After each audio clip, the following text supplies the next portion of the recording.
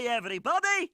We all know Microsoft is the biggest tech giant in the world. Sure, Apple gets close, but Microsoft is king. That's great when it's decentralized like Windows computers, but when it comes down to, gaming, it's bad for the consumer. The Activision Blizzard deal is bad for the consumer long term, as that's one of the biggest bloody publishers in the industry. Also, if you look at the court documents, Microsoft wants Sony fucking dead. But this video isn't about that deal. It's about what Microsoft plans to do going forward.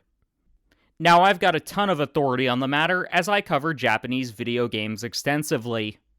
The RPGs I cover, they're Japanese. The fighting games I cover are primarily Japanese. So when I say this is a bad fucking thing for gamers as a whole, I really mean it's bad for gamers as a whole. So, let's get into why. If you look at Japanese video games, they're just different. This comes down to Japanese culture. When I look at Japanese games, they understand what a video game is supposed to be. They're supposed to be fucking fun, not walking simulator bullshit that artificially manipulates you into caring like The Last of Us. Now, I'm not saying Japanese games won't pull emotionally manipulative bullshit, they definitely do. Now, I'll admit, my jab at The Last of Us was also a jab at Sony. But I fucking love Sony as a gamer. They've been my primary source of video game entertainment since I was a fucking child. I saw Crash Bandicoot 2 Cortex Strikes Back as a 7-year-old, and I begged my parents for a PlayStation 1.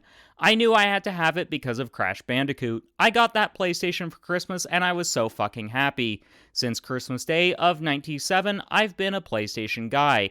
I've grown, and the brand has grown with me. From my brightly colored platformer-loving youth, to my awkward sports-loving teen years, to my angsty early adulthood, that brand has given me exactly what I've needed.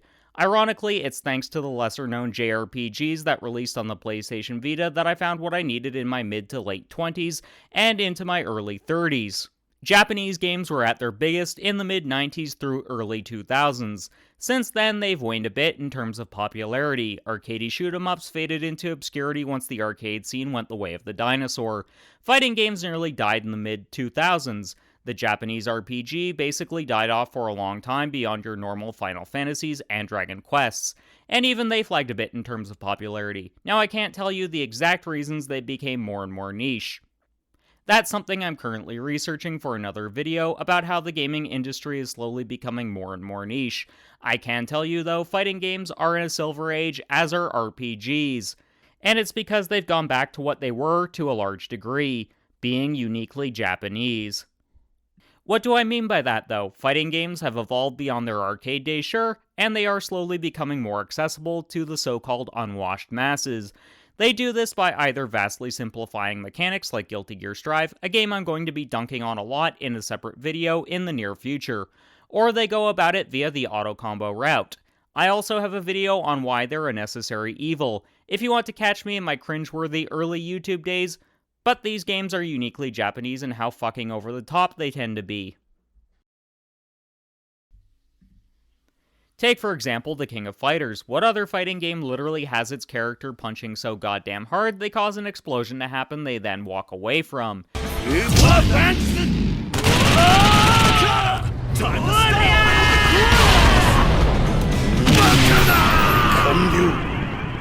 Seriously, name one. Then there's, your average JRPG where you go about slaying a flippin' god every other day like it's as normal as going to Starbucks for your $20 fucking cups of coffee. That's not to say Western games don't have over-the-top moments.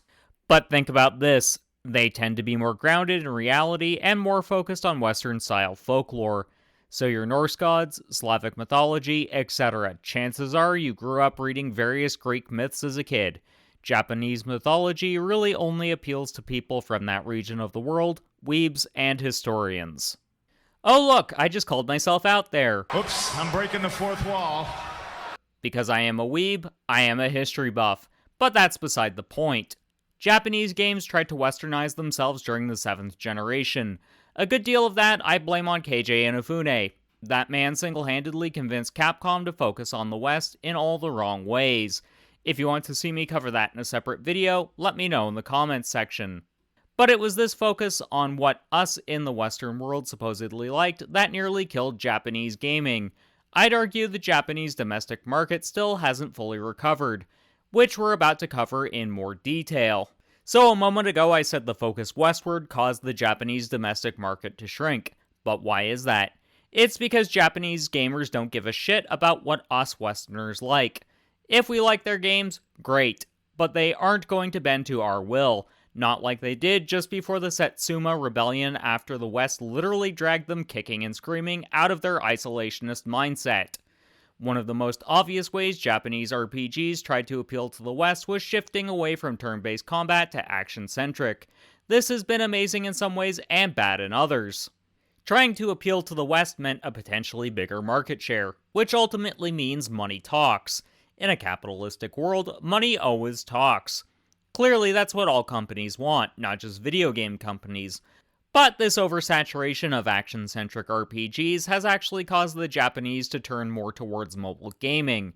In some ways, mobile gaming is more lucrative, because they will literally nickel and dime you just so that you play their bloody stupid gacha game just a little bit longer. I've got a lot of friends who are addicted to gacha. I've never seen the fucking point in it. But who am I to judge? I'm in my 30s and I still play and collect Yu-Gi-Oh cards. And one could argue buying packs is in real life gacha. However, this alienation of the Japanese domestic market has effectively meant turn-based combat went from being the king of RPGs to being relegated to just a niche genre that ultra weirdos play. At any rate, the Japanese player base is much smaller than it was in the past. It is my belief that the Japanese gamer no longer feel like their best interests are being served. So I've given a lot of background information on the subject. Let's cover why this would be a bad decision for Microsoft next. Hey, anyone remember some of the Xbox 360 exclusive JRPGs? Stuff like Blue Dragon and Infinite on Discovery are what I'm talking about in this instance.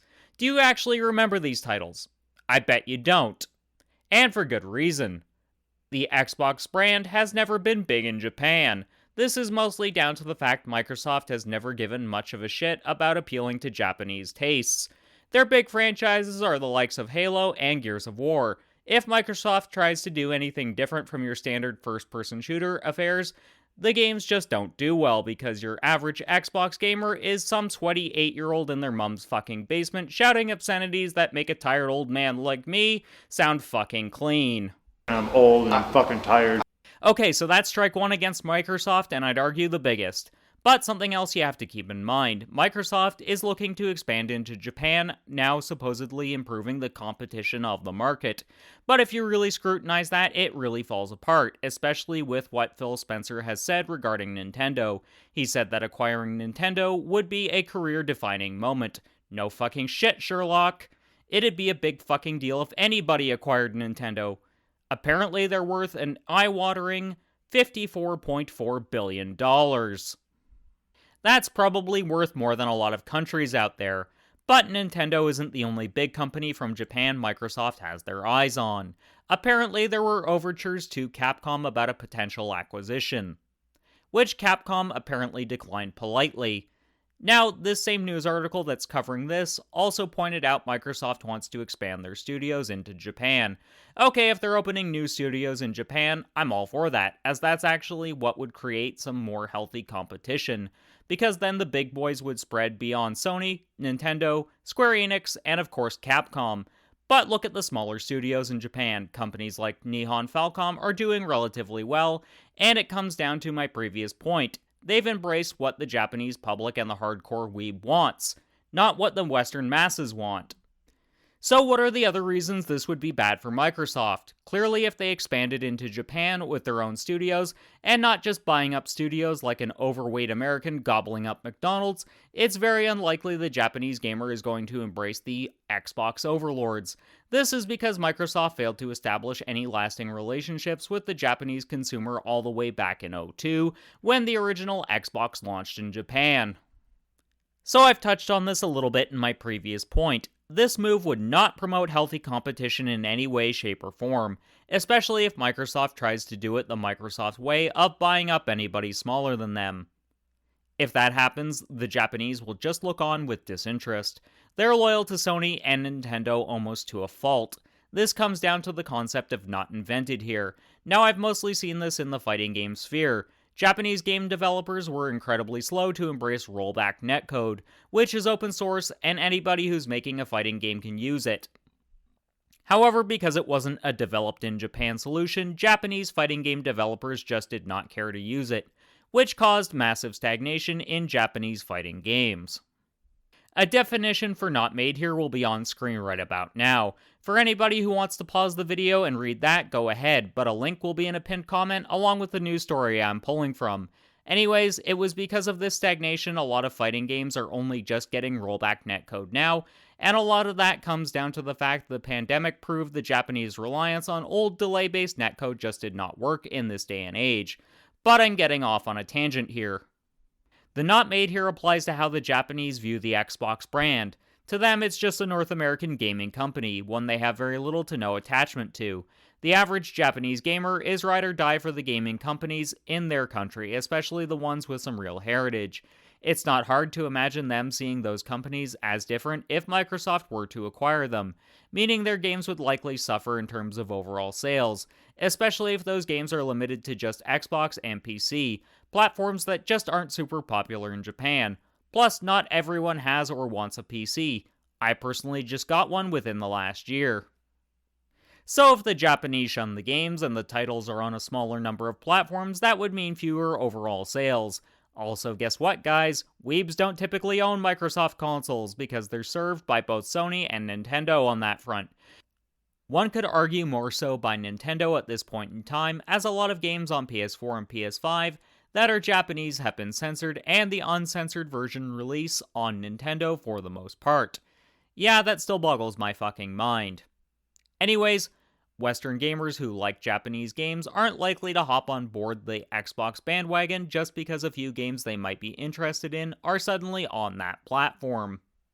This lack of adoption from Western gamers who like JRPGs and the like would then signal to Microsoft that no one wants those games, akin to what happened in the 360 days. This would also mean any studio they acquire or any studio they create to make Japanese-styled games just wouldn't find an audience, meaning they'd stop producing games for those franchises.